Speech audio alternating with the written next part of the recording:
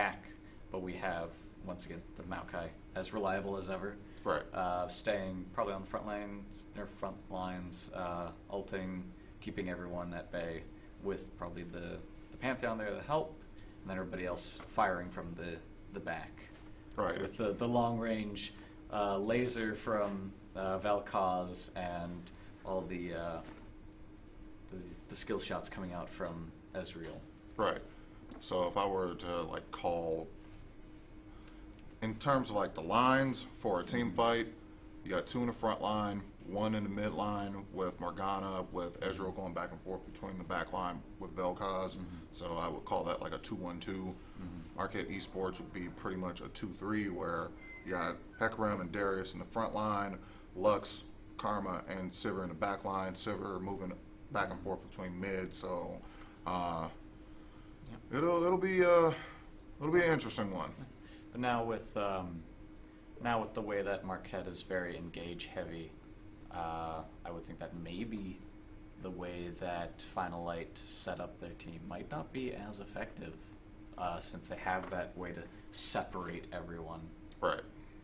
So, then again, Ezreal with an escape, and Vel'Koz being able to put out a lot of damage on a moment's notice might not be too much of a concern for Final Light, even if they do get split up. Right. So, and then even if they do all rush in to split everyone up, Morgana can ult and kind of tie everyone down, well, if she doesn't die beforehand. Yeah, that's going to be the big part with that, too.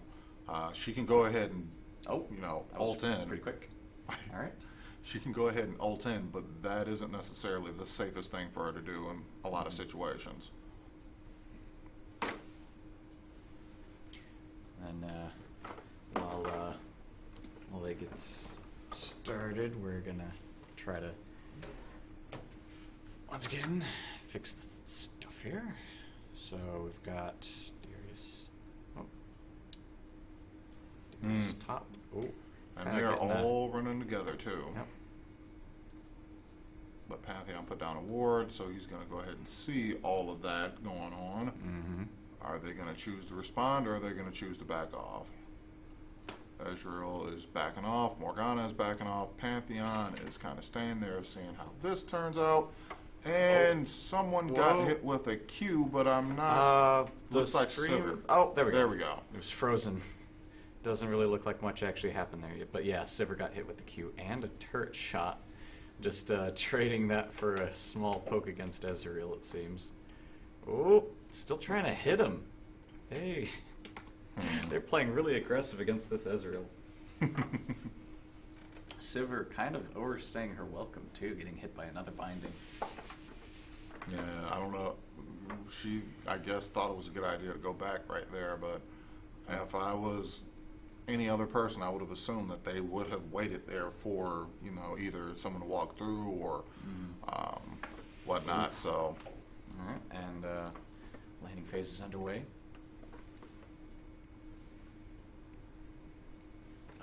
We're seeing kind of a focus on mana regen in our junglers as well, because we have Pantheon, who's also he's very spell heavy with his spear chucking and stabby,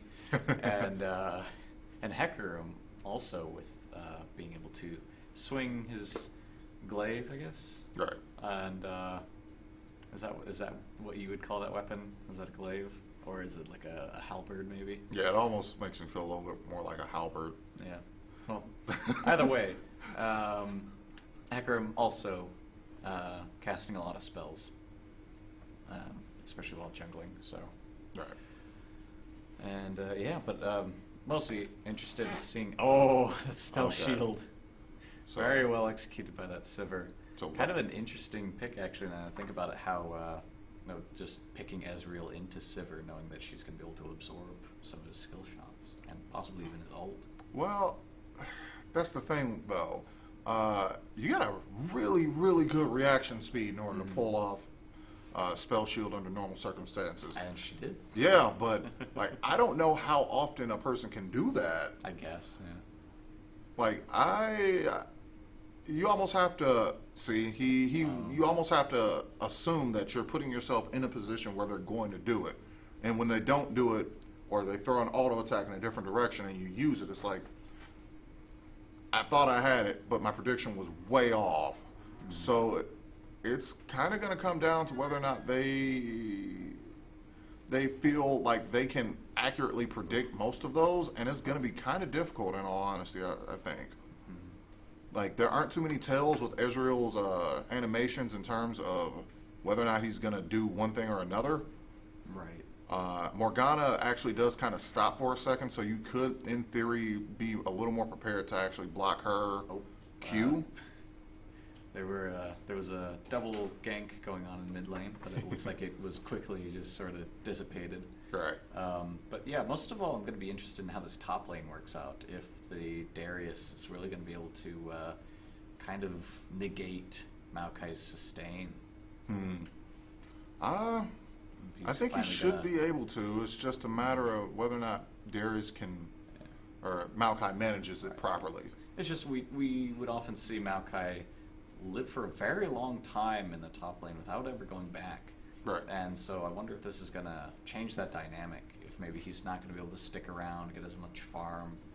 In fact, he's actually 10 CS behind, and a gank going down on Vel'Koz, but Vel'Koz flashes out of the way, trying to stay safe.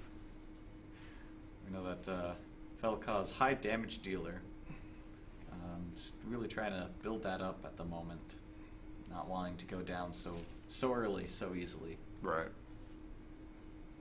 Uh-oh. Oop. Kind of a tussle going on here between, Darius getting quite a bit of damage out on this Maokai. Oh, man. He's going to be bleeding for quite some time now. Oof, he's going to have to go back. That was, see, that's what I'm talking about. That could have turned out really, really badly had Darius had one more stack on Maokai, because his slowing. I thought it got him to max stacks. No, he was at 4. It took another attack after that to get him to 5, but I believe, I want to call it his W, but I'm not completely sure. It acts as a slow. Right. The cooldown is reduced based off the number of bleeding stacks that are on the target. It almost turns into a 3-second cooldown if you have max stacks on the person when you do it. Wow. So, like that, I don't completely remember if that's level 5 or level 1, but I have gotten it to the point where it actually appears like that. So, if he had enough time to get one more of those off, that would have been it. Yeah, Maokai would not have been able to get out of that. I'm saying first blood on a Darius in a situation like that is not something you want to give up when you have to fight against them for the rest of the laning phase. Well, I mean, for Darius, first blood is his first auto attack. So. Okay. Oh, here comes another gank by Hecker. The ult's coming out. Oh. Not going to be enough for... Oh, she has like 1 health. She got away with, I think, probably less than health. 50 health. Oh, man. It was probably in the single digits. Wow. And that was pretty bad because she had to literally run forward through the Vel'Koz ult to get that one auto off to burst him. Oh. Oof. Talking about willpower. Yeah. Braving a laser beam just to throw one tiny little speck of pixie dust at your enemy. Just, Whew. It was intense. Well, unfortunately for Vel'Koz, he didn't have his flash up, so he had no choice but to stick around and try to get a kill before going down. Right. Because it wasn't likely that he was going to be able to get out of that unscathed, or rather alive, is what I should really say, because he was pretty scathed by that point. Yeah, it kind of seemed like Hecarim was backing off at that point, not really wanting to tank the turret, knowing that Lux has kind of long range on her spells, but just all around. Darius gonna get out of this. Oh, got a little bit of stun going down, and Malphite ult, or not Malphite, sorry, Maokai ult.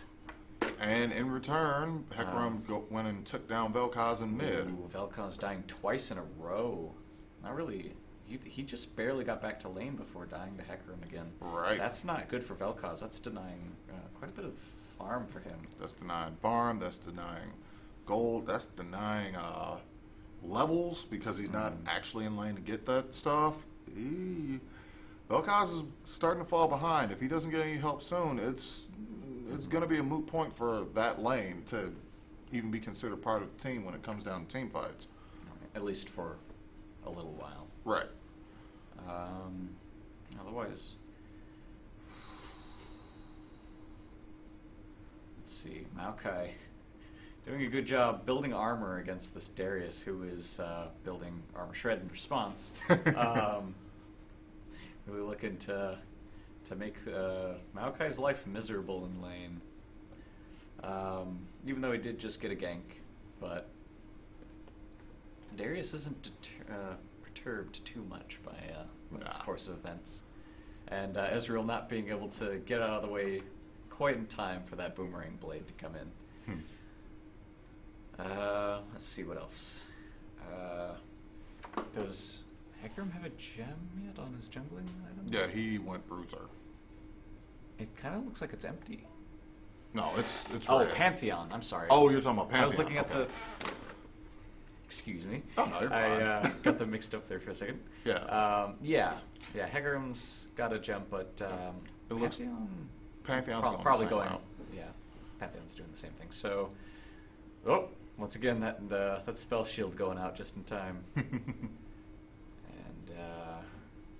Hecarim on the move, being a racehorse and all, just running around the jungle, checking everything out. You say, see, you call him a racehorse. I call him the ponycopter. I say, With the ult going down, this looks like it's a full-blown fight. Oh!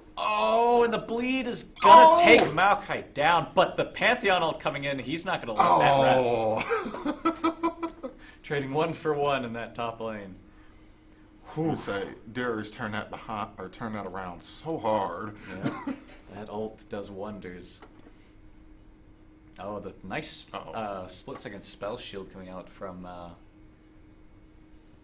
Morgana there, protecting against the second half of Karma's Mantrid ability there. Mm-hmm.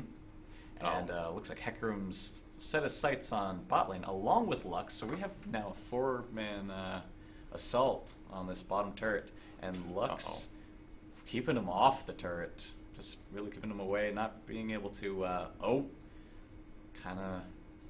really keep away, or playing keep away. Now, Vel'Koz is coming down here, so... Yeah, he's aware of what's happening, and they're going to try to pick up this Lux, and he's going to do it with his ult, but they kind of leave Ezreal all alone to die to the Hecarim. But Maokai, knowing that he's here to tank, really just holds down Hecarim as they pick up the kill. Not really sure what else. Not sure what else. Sorry, I'm blanking for a second here. Oh, no, you're fine. What else Final Light is going to be able to pull off here in the bot lane, but not much as they both back off. Yep, and... Pantheon keeping Darius off the tower. Mm-hmm. But otherwise, things have once again calmed down a little bit. But we see Hecarim building a Sheen, and Lux building a Morella Nomicon. I wonder what the... a little bit of that might be to stop Darius, not Darius, Maokai from healing.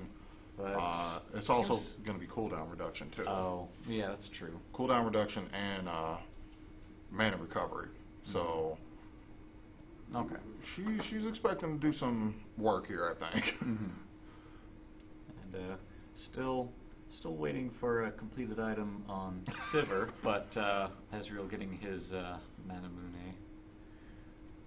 And otherwise, just sort of waiting for something new to develop here. Doesn't look like Hecarim's trying to get that scuttle for Vision of the Dragon, and Final Light is pinging Dragon Pit. They know that Marquette is here, just sort of wandering around. Alright, and now seems that Final Light is trying to sort of set up a little cage around them, but not really able to get it pulled together quite in time. Now, they I could guess- try and contest this dragon, but it depends on whether or not Darius They do have a will ward. Oh, not teleport. anymore. Darius will teleport down if he goes back. That's why he's going back right now.